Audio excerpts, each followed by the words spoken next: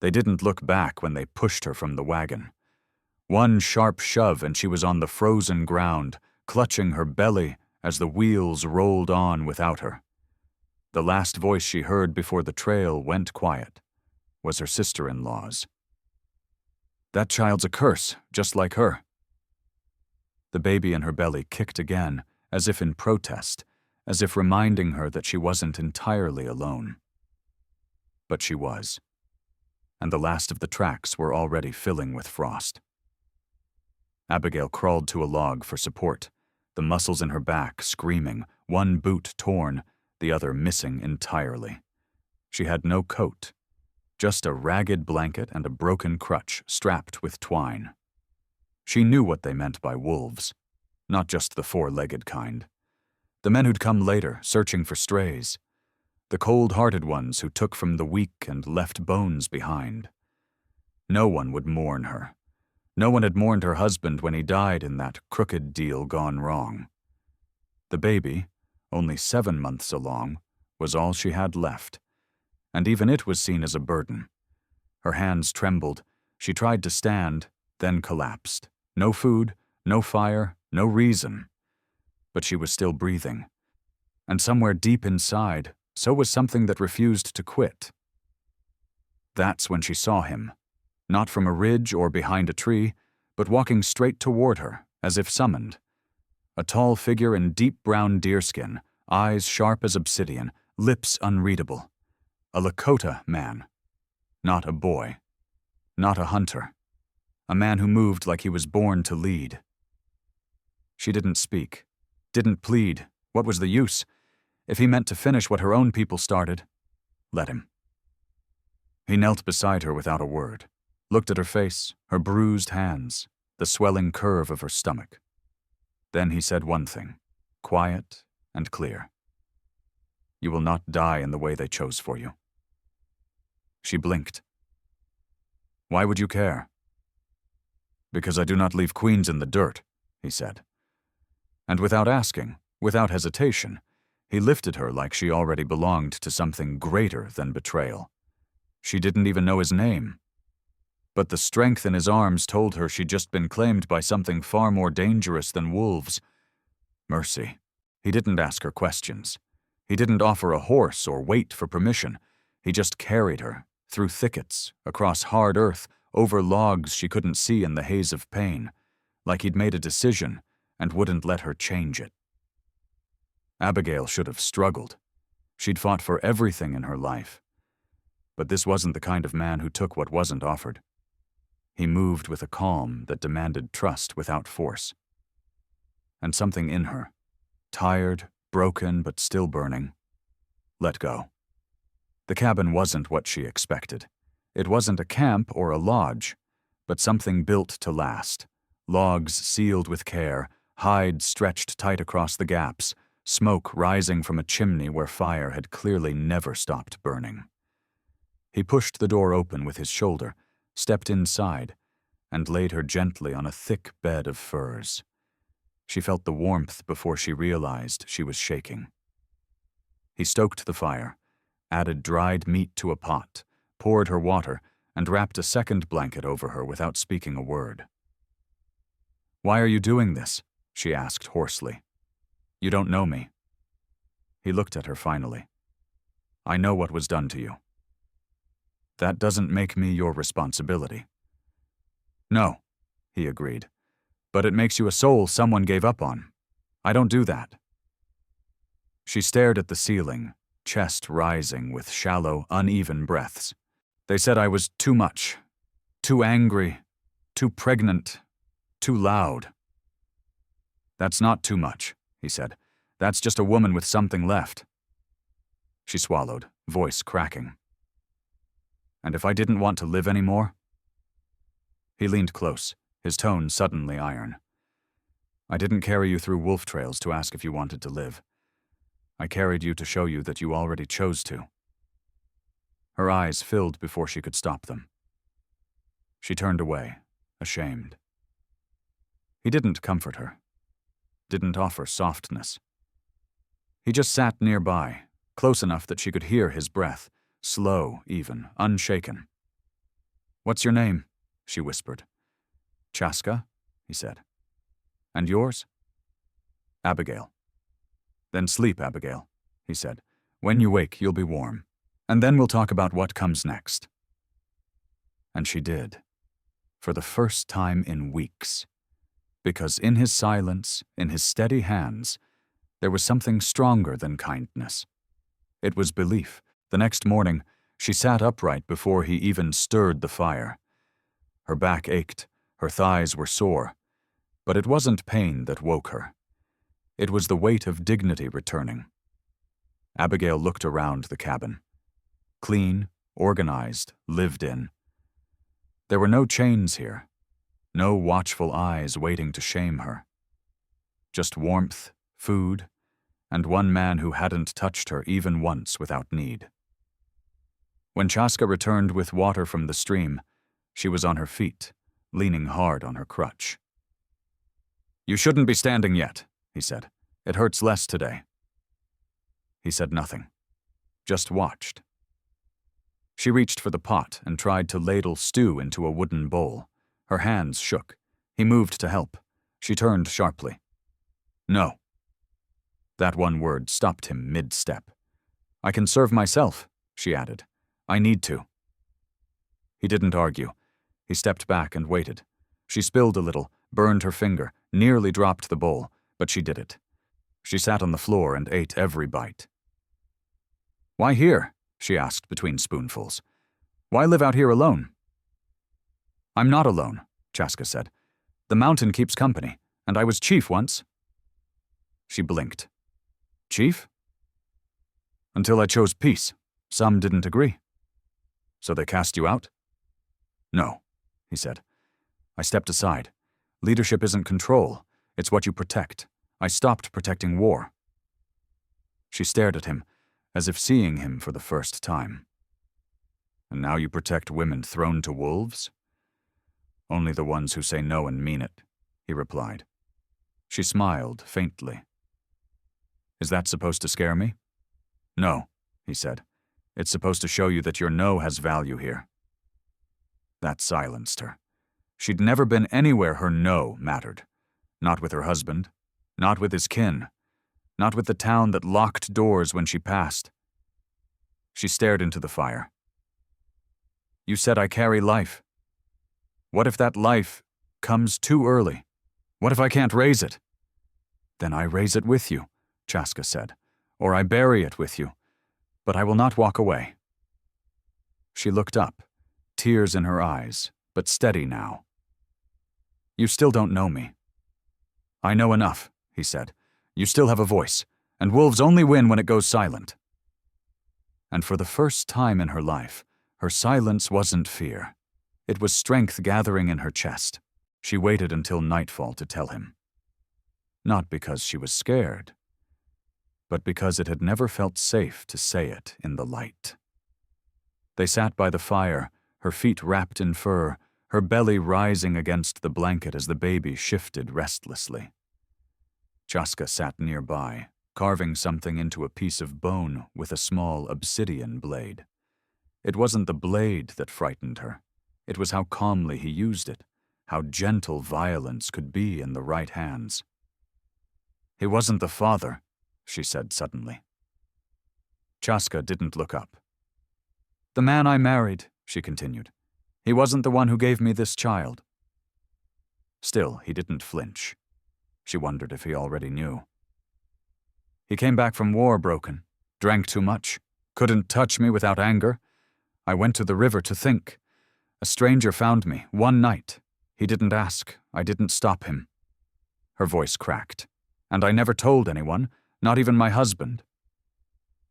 Chaska looked up then, not with pity, not with judgment, but with attention. You didn't owe anyone that truth, he said, but you gave it to me. Because you didn't ask for it.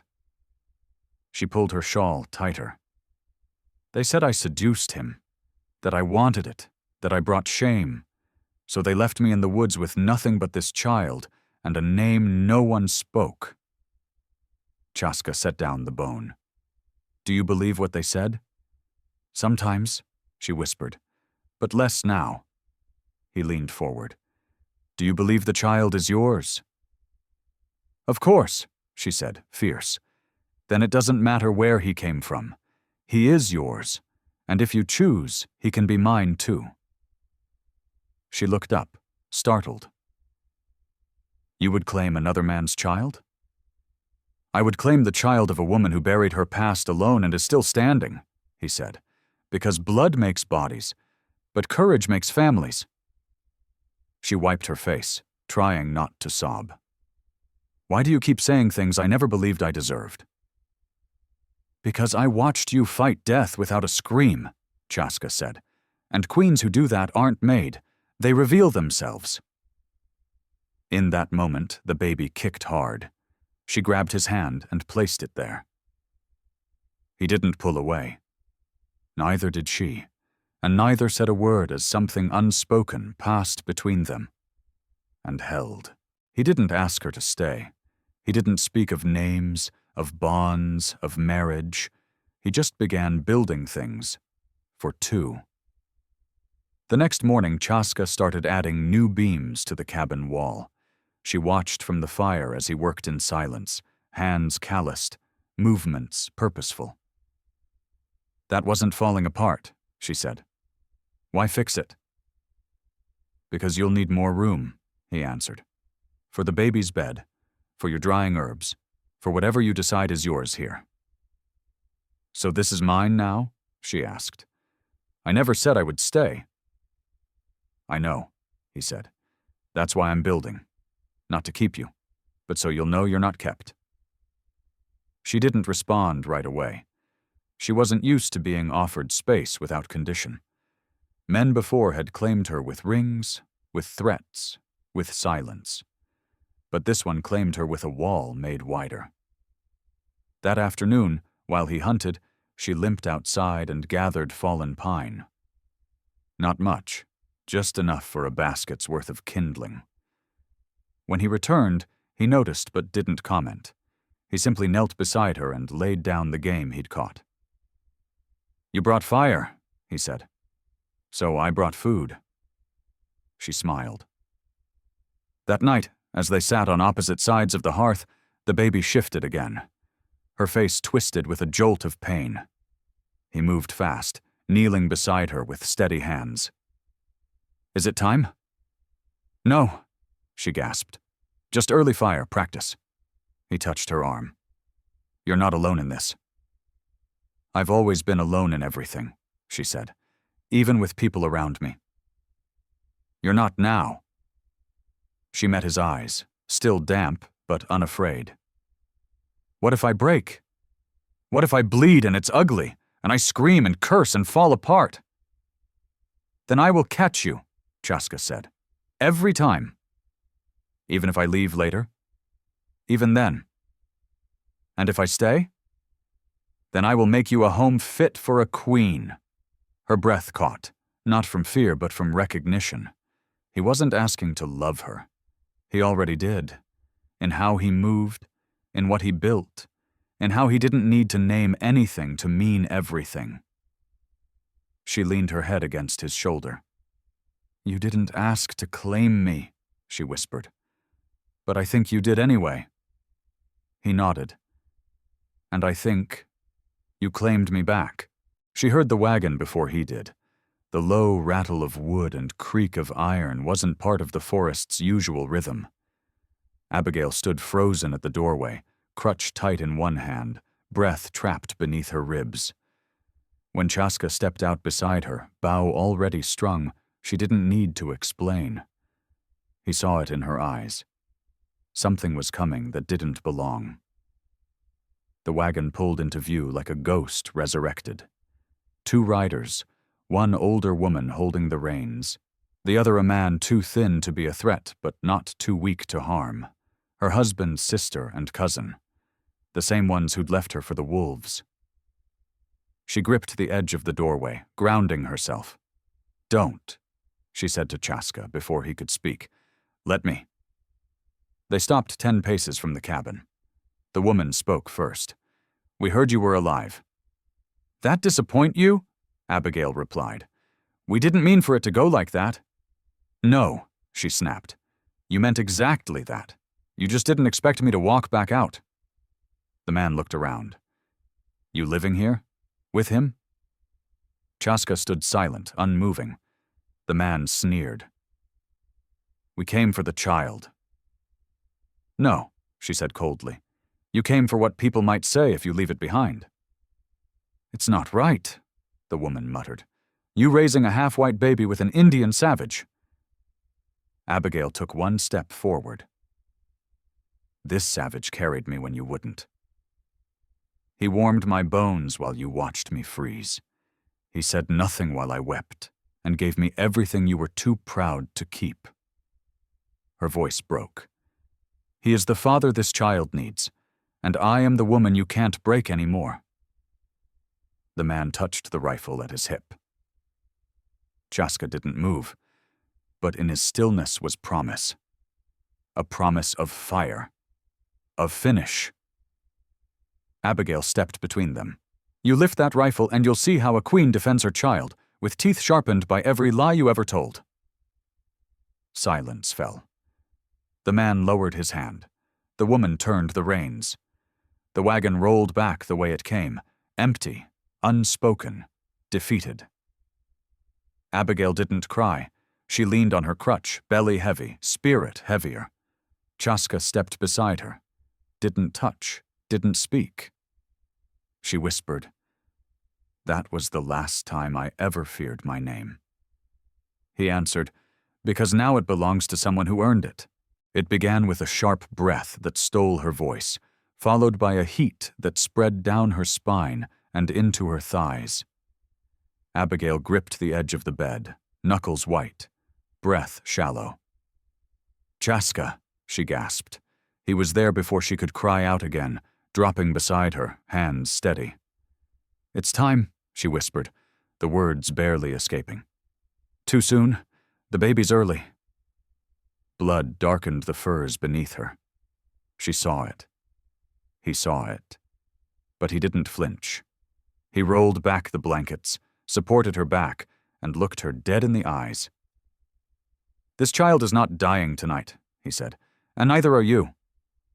She laughed, wild, pained. "You don't get to say that." "I do," he said calmly, "because I was born to fight storms like this." She screamed as the next wave hit. He didn't hold her down. He didn't shush her. He pressed a wet cloth to her forehead and whispered, "Let it out. Every sound, every curse.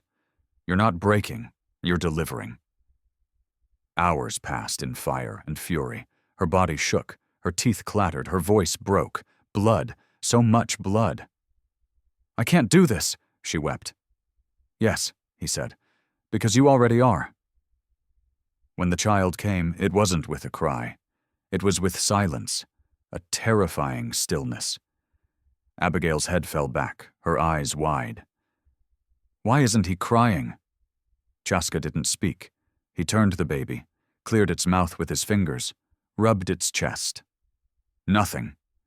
Then he took the baby and breathed against its lips, warm breath from lungs that had howled at the sky. "Come on," he said. "You belong to a mother who walked out of death." 1 beat. 2. Then the cry came, thin, high, shaking the cabin. Abigail sobbed. Chaska wrapped the baby in a soft hide and laid him on her chest. "He's small," she whispered, "but alive." "He's strong," Chaska said, "like his mother." She looked at him then, not as a stranger, not as the man who saved her, but as something else. "You didn't blink," she whispered. "You didn't run." "I told you," he said. "Queens don't give birth alone, and no storm takes what I've claimed." She closed her eyes, hand wrapped around the tiny fist resting on her skin. That night, while the fire burned low and her breath returned, she knew this was more than survival. It was coronation. The child had no name for 3 days. Abigail refused to rush it. She held him against her skin, fed him by instinct, watched every twitch of his tiny fingers like he was proof she hadn't imagined survival. Chaska didn't press. He tended the fire, gathered herbs, boiled cloths, and brought carved bowls of broth without a word. On the fourth day, he looked at her and said, "It is time to bring him home." She didn't understand. "He's already home." "My people," he said. "The elders must see him, and they must see you." She froze. "They won't accept me." "They don't have to," he replied. "They only have to hear what I call you." He led her down the mountain the next morning, her in a freshly sewn shawl, baby tucked tightly to her chest, and him walking beside her like the earth wouldn't dare tremble near her steps. The village was quiet when they arrived. Word had already spread. A child. A white woman. A chief who had once stepped away, now returning with more than fire. The elders gathered in a circle, faces carved by time and war. Chaska walked into the center with her. No hesitation. No apology. "This woman was left to die," he said. "She lived." Murmurs. "She was cast out." He raised his voice. "She rose." Silence. "This is the child she bore in pain, alone but unbroken. He is mine, because she is mine." One of the elders leaned forward. "And who is she to you, Chaska?" Chaska turned and looked at her, not as protector, not as caretaker, but as a man who had seen her in blood, in bone, in the rawest place between death and life. "She is my queen," he said, "not because I chose her, but because she chose to stand when the world told her to kneel." Abigail's eyes burned, but she didn't look away. She held her son tighter. She didn't speak Lakota, but she understood everything. Another elder nodded slowly. "Then what is the child's name?" Chaska looked at her. "You choose," he said. "You birthed him. You bled for him." She looked at the faces around her, unafraid. "Then let his name be Kangi," she said. "It means raven. He watched over me when no one else did." And they bowed, not to her bloodline, not to her skin, but to the strength that refused to die. He didn't touch her the night she offered herself. He waited. After the ceremony, after they returned to the cabin, after the child slept bundled in warm hides, she stood near the fire, barefoot, steady. "You never asked me for anything," she said quietly. Chaska was seated by the hearth, carving a toy bird from wood. He looked up, his expression unreadable. "I had no right to." She took a step closer. "You carried me when I wanted to die. You saw what no one else looked long enough to find. My pain, my fight, my worth." Another step. "You never touched me without purpose. Never called me beautiful to earn anything. Never called me broken when I was bleeding." The carving in his hands stilled. "You don't owe me anything," he said. "Not even this." "I know," she whispered. "That's why I'm offering it." She knelt beside him, her hands sliding over his, taking the carving knife gently from his fingers. She placed it down, then reached up and touched his face. The first time she'd initiated contact since he'd carried her from the snow. "You called me queen in front of men who were never taught to bow. You gave my son your name. You gave me a life no one promised. I don't want to pay you back. I want to build with you." He watched her for a long moment. Then he cupped her cheek, not to claim her, but to steady her. "I never asked," he said, "because I didn't want you to feel claimed. I wanted you to choose." She smiled, slow and real. "I'm choosing now." He leaned forward and kissed her, not with hunger, but with reverence, as if the moment was holy, not passionate. She kissed him back, not because she owed him her body, but because he had already touched everything deeper. That night they lay together not like rescuer and rescued, but like two who had rebuilt themselves, brick by battered brick, into something unshakable. In the dark, with her hand over his heart and his over her belly, she whispered, "They left me to the wolves. You met them with fire." He replied softly, "No. I met them with you." And in that moment, neither of them needed the past anymore, because they had finally rewritten it, with choice. No one handed her this life. No paper made it legal. No priest blessed it. No town gave it permission. But when Abigail stood in front of her cabin, Babe on her hip, and Chaska building a smokehouse beside the spring, she knew. This was a life she had carved with her bare hands, her torn body, and the pieces of a heart no one had managed to break for good.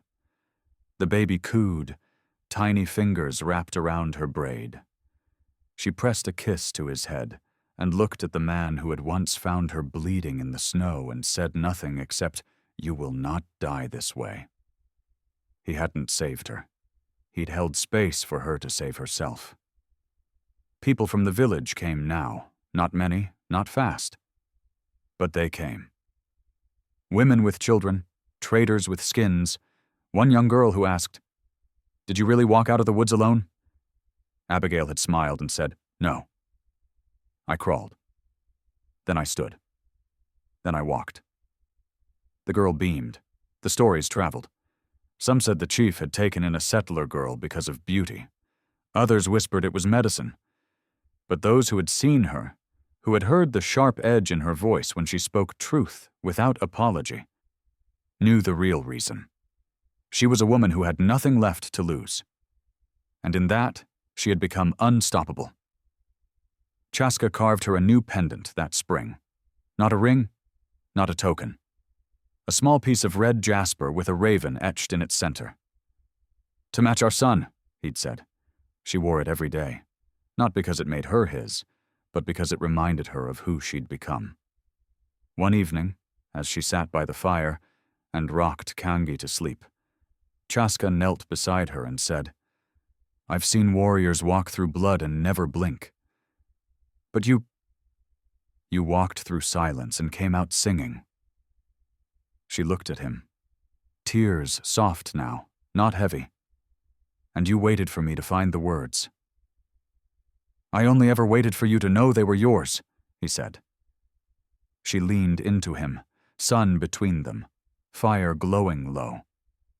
She had not been given this life. She had claimed it, with every step, every scream, every moment no one watched. And she would never again let anyone name her, except the man who had first called her queen. Please like, share, and subscribe to support more stories like this on Echoes of the West. If you saw a woman left to the wolves, would you ride past or ride closer? Let us know in the comments. Tschüss.